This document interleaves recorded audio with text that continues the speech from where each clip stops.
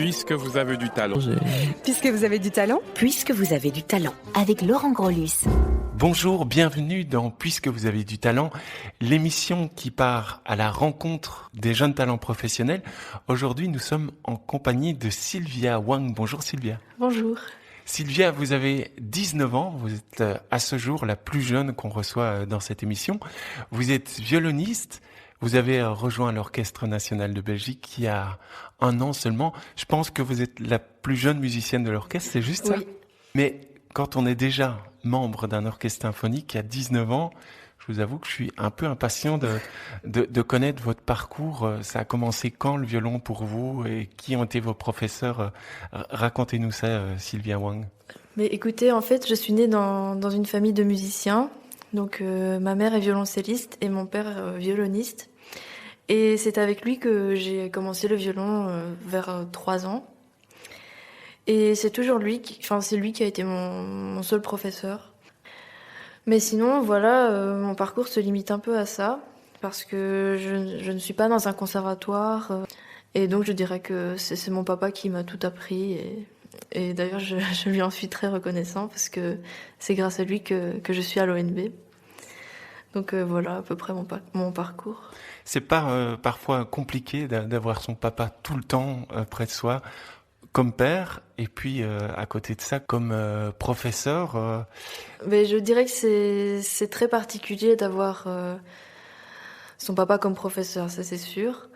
Mais d'un côté, c'est un avantage parce qu'il est toujours là il est tout le temps là en fait. Et en plus, je pense qu'il connaît son enfant mieux qu'un professeur extérieur. Donc pour moi, ça a été vraiment quelque chose de fantastique de l'avoir. Je me demandais, quand on commence le violon ou n'importe quel autre instrument à 3 ans, est-ce qu'on n'a pas une vie très différente dans votre cas, des autres petites filles à l'école? Le fait qu'il faille travailler beaucoup, j'imagine que votre papa est quelqu'un de très exigeant, qui vous laissait pas faire... Je pense qu'à 3 ans, on ne se rend pas vraiment compte de ce qui se passe. Donc je peux pas dire que j'ai choisi le violon. D'ailleurs, je pense que ce serait faux de dire ça. J'ai eu une vie différente. Mais je peux pas dire que ça a été négatif. Au contraire, pour moi, c'est un cadeau. Je peux pas imaginer ce que ma vie serait sans le violon. Et d'ailleurs, souvent, je me pose la question, si j'avais pas fait de violon, qu'est-ce que j'aurais fait? Que serait ma vie maintenant? Et donc oui, c'est vrai, mon enfance a été différente. Mais j'ai fait mes humanités comme tout le monde. Souvent, il y a le stéréotype de... Oui, ceux qui commencent très tôt, ils ne font que travailler. C'est difficile, bon, bien sûr, mais voilà, on est heureux aussi. C'est une passion, en fait. Donc, voilà. Vous êtes rentré à l'ONB l'an passé, mais je voudrais que vous nous racontiez cette expérience, parce que il y a eu plusieurs épisodes. Si on prend les choses du début, je crois que vous avez passé le premier concours alors que vous n'aviez que 17 ans, c'est ça? 16 en fait, c'était en novembre 2010, donc il va y avoir exactement 3 ans. Je me suis présentée à un concours de recrutement donc à l'ONB. En fait, je suis tombée dessus par hasard sur le site de l'ONB. Je pense qu'on cherchait des renseignements pour un concert auquel éventuellement on allait assister avec ma famille. J'imagine que je suis tombée sur l'annonce, qu'il y a une audition pour recruter un violoniste. Et je me suis dit, pourquoi pas essayer, je sais pas du tout ce que c'est, un concours d'orchestre. Et donc, vous aviez vraiment aucune idée? Non, pas du tout. Et donc j'ai envoyé mon CV et je me suis dit, peut-être qu'ils vont déjà me dire que je peux pas y participer. Parce que j'ai mis ma date de naissance et tout. Et en fait, non, ils m'ont envoyé une lettre comme quoi je devais me présenter ici à Bruxelles à telle heure, tel jour, avec les traits d'orchestre. Parce qu'il faut savoir que dans un concours d'orchestre, il y a un programme à présenter. Et souvent, en fait, le concours se déroule en 3 tours, du moins en plusieurs tours. Donc au premier tour, c'est un concerto classique qu'il faut jouer. Pour les violonistes, c'est souvent Mozart, parce que tout le monde sait que Mozart, on entend directement tout ce qui va pas ou si ça va bien. Ensuite, au deuxième tour, ce sont les traits d'orchestre. Donc ce sont des extraits de pièces pour orchestre qu'il faut jouer. Et souvent il y a des difficultés techniques ou voilà, il y a toujours des extraits de symphonie de Beethoven par exemple. Et après il faut aussi jouer un concerto romantique au choix. Donc dans mon cas j'ai préparé le premier mouvement du concerto de Brahms. Et donc voilà, le jour du concours, je me suis présentée là-bas et en fait j'ai vu que la liste des candidats qui se présentaient était très grande. Il y en avait 60 à peu près. Donc j'étais déjà très surprise qu'il y ait un très grand nombre de musiciens qui se présentent à ce type d'audition. Et voilà. Donc, ça vous a inquiété Oui, ouais. Parce que c'est vrai qu'on s'attend pas forcément. Du moins quand on ne connaît pas ce monde, c'est assez impressionnant de voir un si grand nombre de candidats. Et donc, vous présentez ce concours, ça se passe comment ? Déjà, on a un numéro. Vous vous souvenez de ce numéro ? Oui, j'étais numéro 55 sur 60. Un peu dans les derniers. Donc voilà, le premier tour, Mozart, évidemment. On joue, vous savez, quand il y a autant de candidats, on joue pas tout le premier mouvement, on joue que une page, 2 minutes et ça suffit. Pareil qu'il y a déjà. des petites clochettes, c'est vrai ça ? Pour vous dire oui, merci, c'est voilà, bon. pour s'arrêter au candidat suivant. Donc voilà, j'ai joué et puis déjà il a fallu attendre vraiment longtemps jusqu'à ce que ce soit mon tour. Et puis voilà, le président du jury est venu nous annoncer les candidats qui pouvaient passer au deuxième tour. Et là, on était déjà plus que 7. Donc il y a un assez grand nettoyage. Déjà là, j'étais très surprise de passer parce que vous savez, quand on essaye ça et qu'on n'attend rien du tout, c'est vraiment... Vous aviez déjà gagné quelque chose ? C'était déjà formidable pour moi de pouvoir accéder au deuxième tour. Ensuite, donc j'ai joué mes traits d'orchestre. Ça, c'est pas très agréable de jouer des extraits de pièces orchestrales tout seul en face du jury. C'est vraiment inconfortable, on va dire. Puis là, je suis passée au 3e tour. On n'était plus que 2. Là aussi, ça a été une surprise pour moi. Puis donc au 3e tour, c'est un concerto romantique, donc souvent un seul mouvement parce que ça suffit. Et là, j'ai joué Brahms. Ce tour sert à voir un peu la musicalité du candidat parce que c'est là qu'il peut s'exprimer dans son concerto, dans les traits d'orchestre. C'est plus pour savoir comment il joue. Et vous avez su le jour même si vous étiez retenu ? Ah oui, tout de suite après le 3e tour, le jury a délibéré. Mais là, ça a été un choc vraiment parce que c'était la dernière chose à laquelle je m'attendais. Et je crois que sur le moment, je me suis pas rendu compte de ce qui m'était arrivé. Vous étiez encore étudiante en j'étais, humanité. J'étais en 5e secondaire. Je me souviens, le lendemain, je devais aller chez une copine pour faire un travail sur la peine de mort.